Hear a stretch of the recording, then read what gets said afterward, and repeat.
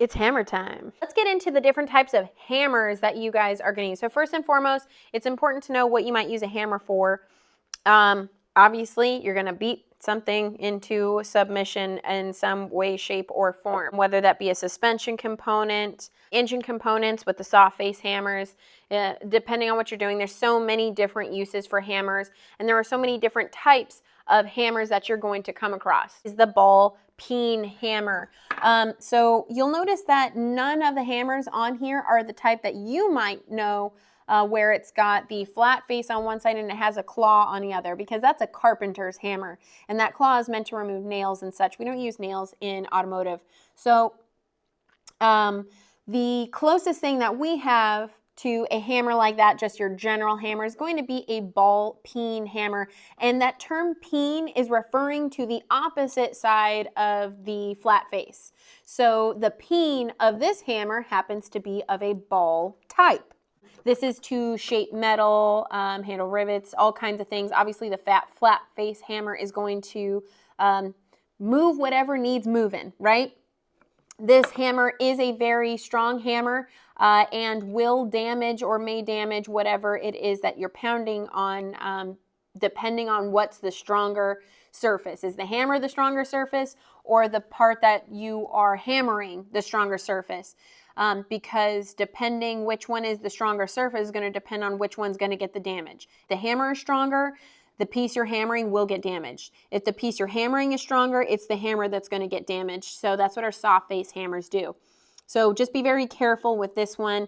Make sure whatever it is that you're hitting, you're okay with damaging.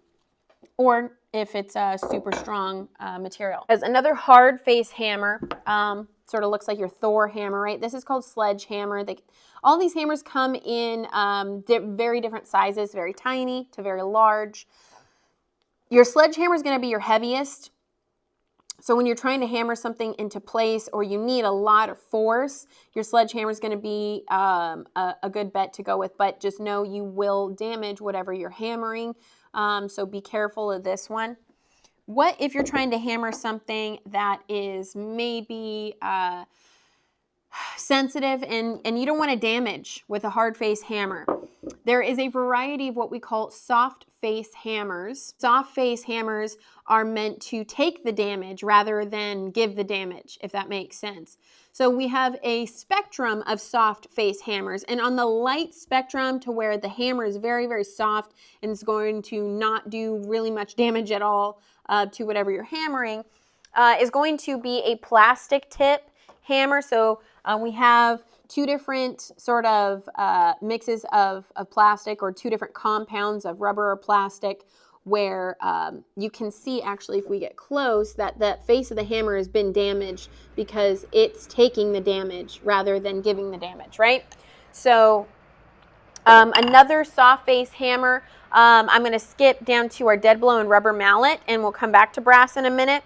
Our rubber mallet is another soft face hammer. This is not going to provide a whole lot of force. Same with your plastic tip hammer. So one thing I want to talk about the rubber mallet, is that when I go to hit something with my rubber mallet, these do have a tendency to really bounce right back. If you're trying to hammer suspension components into place, this is not your go-to, because they don't carry a lot of weight. And so even if you're hammering really hard, the lightness of the hammer and the softness of the face is going to prevent you from really exerting any real force. The next one up from the rubber mallet is going to be your dead blow hammer. I know the dead blow hammer looks very much like a rubber mallet or a plastic hammer. The outside is a soft, plasticky, sort of rubbery material, but inside, and if you listen to it, there's actually material inside, like sand or different types of material. It's meant to keep the force going in the direction you want rather than bouncing back like a rubber mallet. So when I go to hit something, the hammer is going to hit the surface, and the material inside the hammer is going to move down, keeping the force moving down rather than coming back like a rubber mallet. So dead blows are a really nice soft face hammer, one of my favorites, along with the brass hammer. So let's say you need a little more force. You're trying to beat a bracket into place or something like that, right? So you don't want to damage the bracket, but you need a hammer that's got some weight to it, and that's got some hardness to it. The next one up is going to be a brass hammer.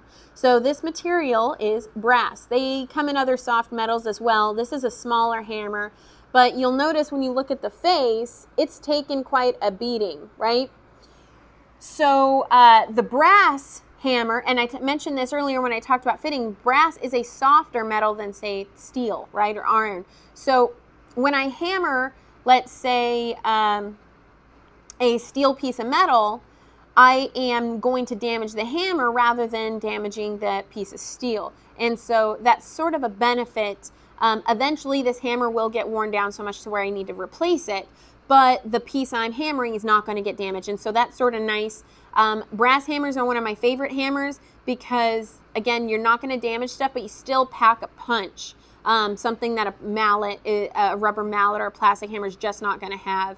And sometimes the dead blow doesn't have. When you're trying to knock, let's say, ball joints loose or tie rods, you're going to want to use a hard face hammer like a ball peen or a sledgehammer, because you're trying to actually get a frequency to knock these components loose. And the brass hammer doesn't always do that very well. So depending on what you're working on is really going to depend on what type of hammer you want to use. But that's hammers in a nutshell. The next category is going to be screwdrivers. So many of us have heard of screwdrivers or used screwdrivers before. This is actually quite a common household tool. The two common types of screwdrivers you come across are Phillips, if we can get close enough here, there's our Phillips, and a flathead or flat blade or standard screwdriver. They do come in different sizes. We can get very, very tiny flat blade or Phillips screwdrivers or very, very large flat blade or Phillips screwdrivers. Again, brand is going to play a part here. So let's say I've got a flat blade that is Snap-on versus, let's say, a Harbor Freight that is a flat blade. A couple of differences here. First one is going to be the ergonomics of it. If we look at behind it, you can see that this one actually has 3 sides to it. It's hard to tell. 1, 2, 3. While this one actually has 4. And you'd think that's not that big of a deal, but here is why it is. Because when I go to hold this screwdriver versus going to hold this screwdriver, when I go to make a fist, it has a tendency to make the shape of those 3 sides versus my 4-sided one. It's actually quite a bit more uncomfortable when I'm exerting lots of force. And so you'll notice your Matco and Snap-on screwdrivers are generally going to have the same type of handle. Another benefit to your more expensive screwdrivers, if we look closely at these ones, this expensive screwdriver has a little hex head on it, right? This one does not.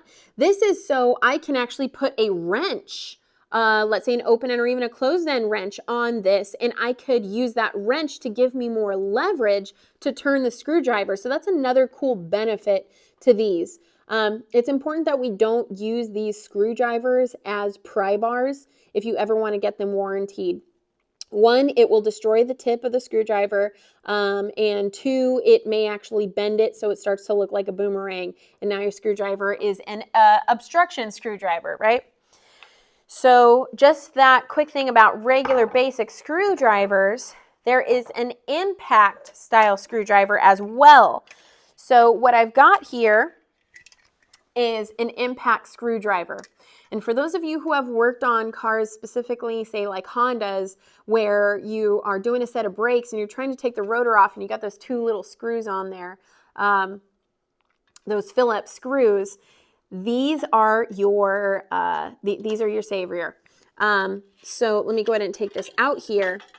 The difference between this impact screwdriver and a regular screwdriver is this one's meant to be hammered. So they'll usually come with some sort of type of tip that is interchangeable. So you can do flat blade or Phillips. But once you've got your screwdriver set up, there's actually a motion where the screwdriver sort of has a spring action.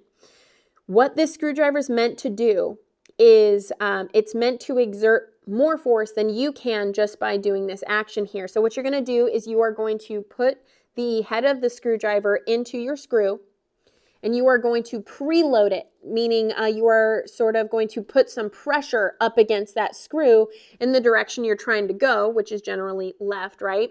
And then you're going to hammer the back with a hard face hammer. This impact screwdriver in that one hammering motion is going to jolt the screwdriver head in that direction and help you loosen. And it's sort of a hammering action that's very fast and helps break the screw loose. This will keep you from stripping out so many screws, especially on brake rotors. I love impact screwdrivers.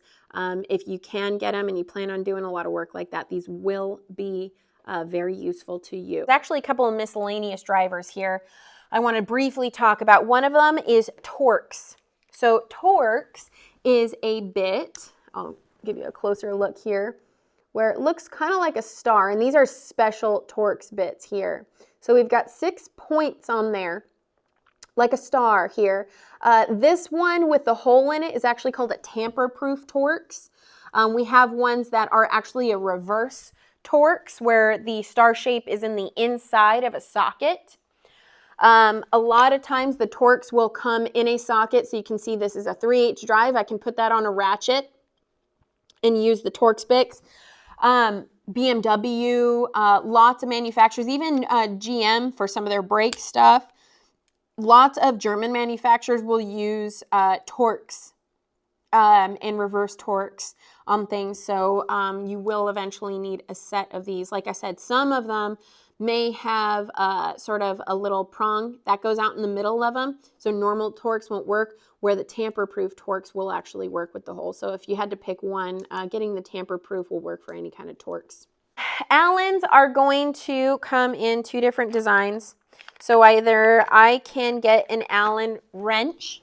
It looks like a little L and it's got a little hex on it. These can come in standard or metric as well. Or I can use Allen sockets if I have the room for them, because then you have the benefit of using a ratchet, let's say. So it'll have the sizing again. They come in metric and standard.